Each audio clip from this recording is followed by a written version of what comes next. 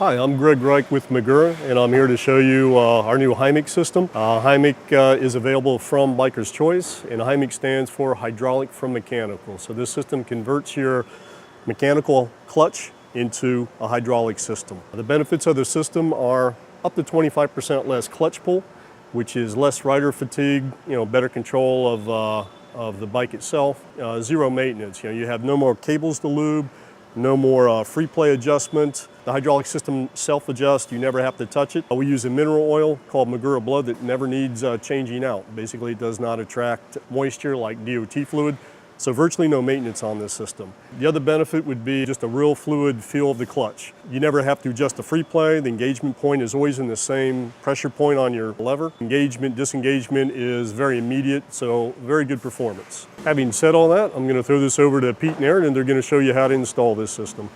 Thanks, Greg. We're going to install this HYMEC clutch on this super nice Sportster. And first we show you when you receive this clutch, it's in this box. When we open it up, we see our HYMEC system. And right away, you can see everything is installed, ready to put on the bike. Do a real quick check. I cannot move this lever. That indicates it's full of fluid or no air in the system.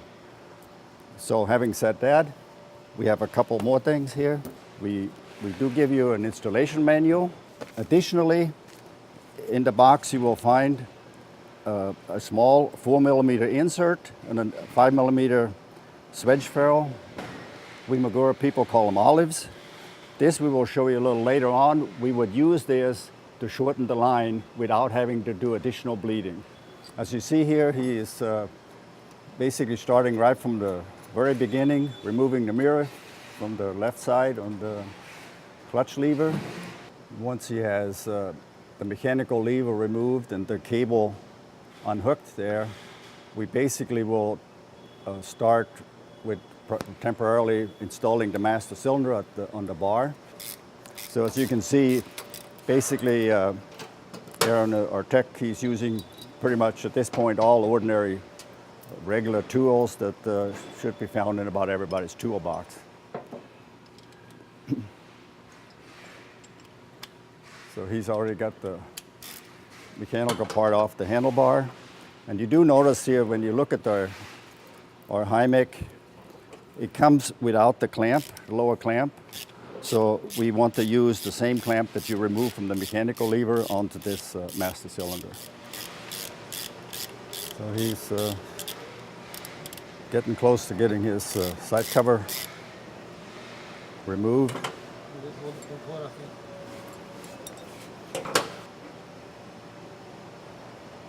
Side cover removed, hex. He's going to remove the ramp completely, so it's for an easy removal of the mechanical cable.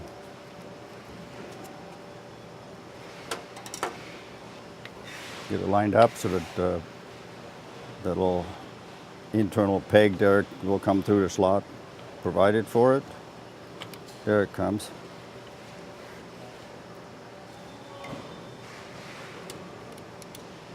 Okay, he will remove that hex fitting to take the cable out of the cover. So now you can see why he loosened up his adjuster earlier so that he can turn the cable housing very freely here and make it an easier way to get it off the bike.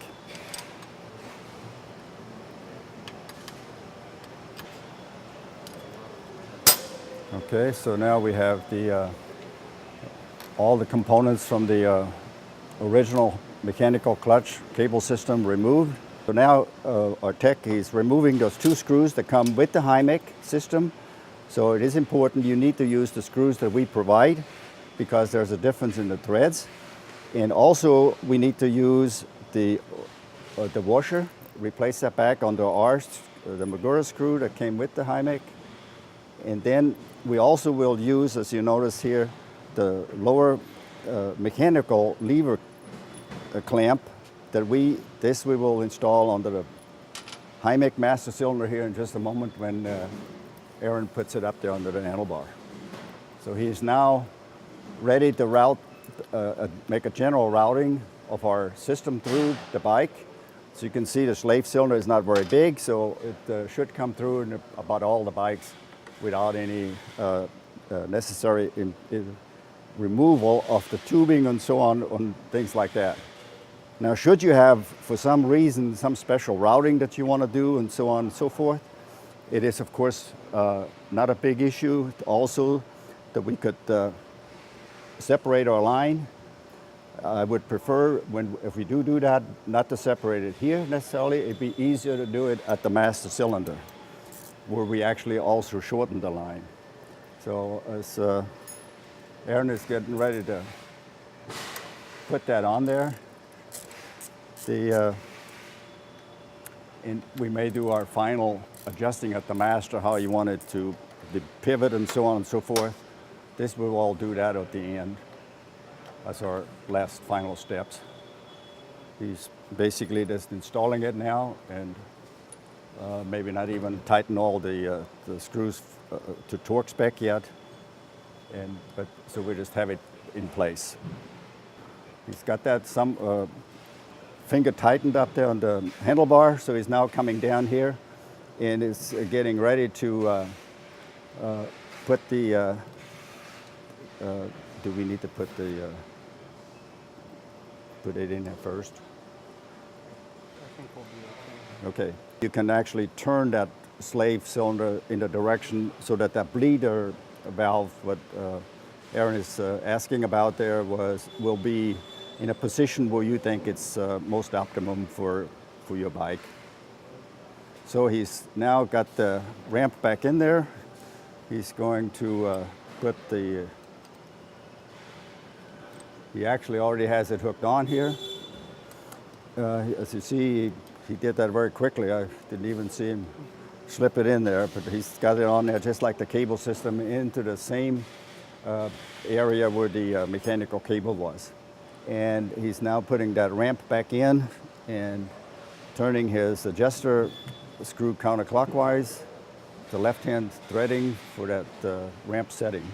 Okay, now we've got the basic slave cylinder installed and the ramp put back in place here. So now let's work on getting our free play set properly.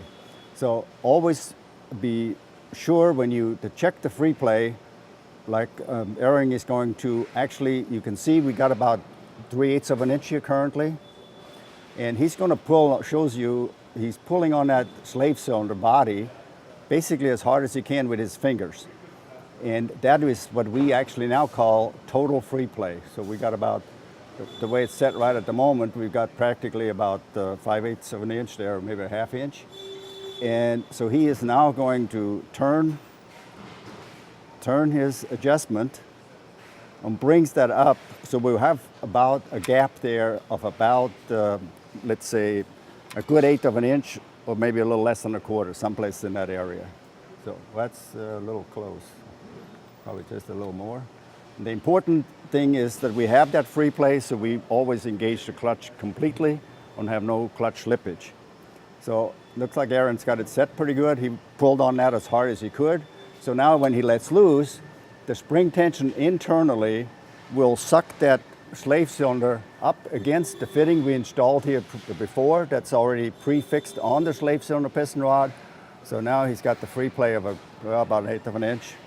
So we're going to go with that, and so the next step is we want to show you what we have inside right here to help install the clutch piston rod. So he's going to, when you get that clutch, that back cap is basically should be about finger tight. So he's going to take that off, and he's got a little white plug in here.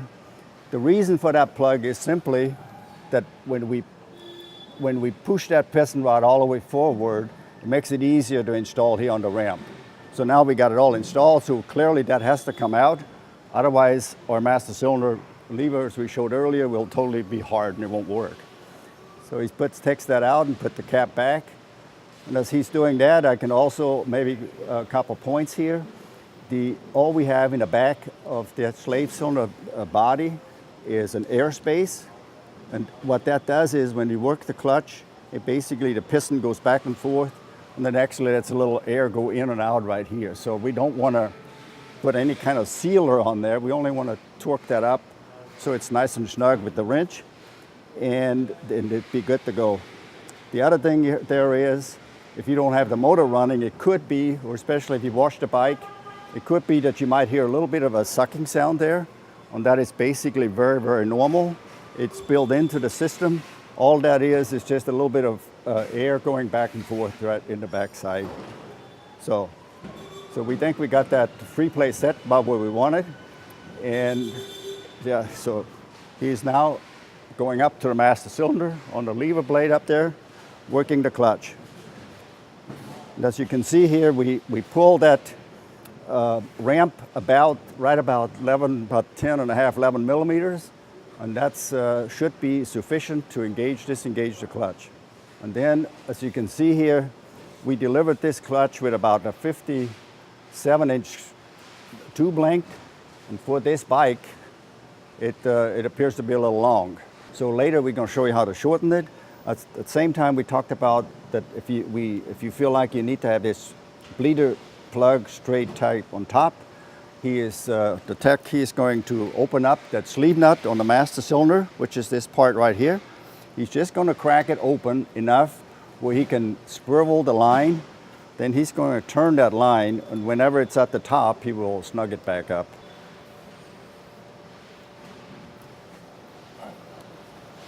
Necessary or not, I almost always tell people to Put a new one. use a new gasket. Yeah.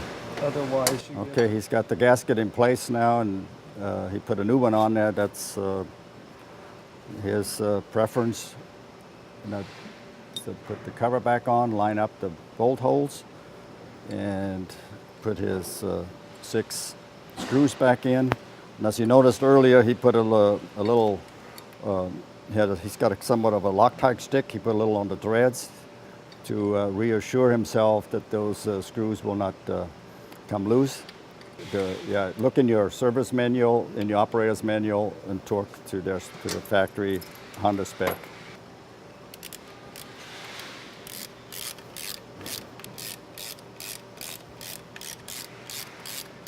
While he's securing that cover back in place, one point we could mention is about the slave cylinder and that bleeder, this black bleeder right here. The slave cylinder body itself with the bleeder on top here, this is a little rubber cover on there, just for a little protection. This bleeder can be positioned any place. It doesn't matter where it is for the performance of the system. But if you want it dead center here, then you have to do one of two things. Either zip tie enough so that the tube cannot turn, or you can try to loosen up at the master cylinder and twist the tube enough so it will be about in the upright position or in the bottom, wherever you want it. Our tech, he installed that line very nicely here, and he wanted it to come through center, we spoke about earlier. But he decided the tube, he thinks he wants it about an inch and a half shorter. So therefore, we're going to show you how to cut the tubing and reinstall it. And the intentions is that we will do that and don't have to bleed the system. Even though the system is not difficult to bleed, he's trying to be careful not to sling it around too much. We want to try to do this without needing to add any fluid or bleeding. So he's going to take a tubing cutter and cut it whatever length he wants. So he's trying to make an estimate there, how he likes it. As you see here, he slid that sleeve nut back on the line, because this will be the last thing that goes into the master cylinder after he cuts it and installs the new small parts. We're using a little tubing cutter that is available. However, you can use a box cutter or something else to just try to make a nice clean cut. And so he's now proceeding with his little small parts. First, he slips that swedge ferrule, the olive on there, and lets it slide back, and it can only go back as far as his sleeve nut is. Now he's putting in this 4mm insert, and he may need a little tool. Oh, his fingers are tech ready there. He managed to do it with his fingers. So he brings back up his parts that belong in there. So now he's going to push that into back into the master cylinder as far as he can. And at this point in time, you can also try to line up your slave cylinder bleed plug somewhat. That would be a time to do that if you think you need to twist that tubing a little. So he's pushing that all the way in. So now he's going to tighten it with his fingers first. And then he'll snug it up with the wrench. And when he does that, he will feel that swedge olive starting to crimp onto the line. So you can snug that up fairly tight. As you will remember when you took it off, in the case for shortening, the original one was also very snug inside that master. There's a good many threads going internally into that alloy master cylinder body, so it should not be any issues about stripping threads. So he thinks he's got it pretty snug.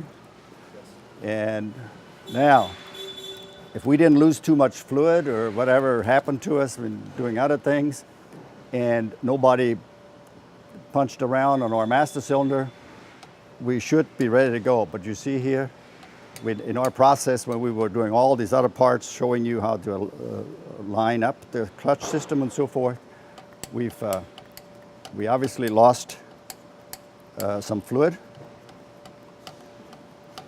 So what I'm actually doing here at the moment, I'm actually pumping this thing back up. And I believe when it's all said and done, we'll be ready to go again.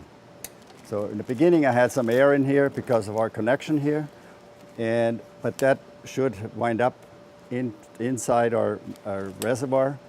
So in a minute, might open that up and take a look in there. But it's basically, I can feel it here. It's ready to go.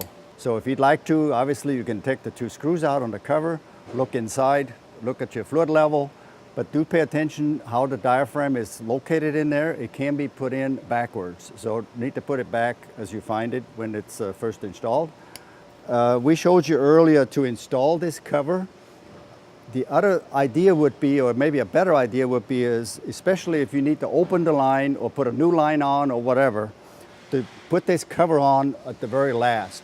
Reason for that is when you do this shortening and so on and so forth, then you can go back down here and look at the ramp working, just like it did before you ever opened the line up, like you got it from the HYMEC from the factory.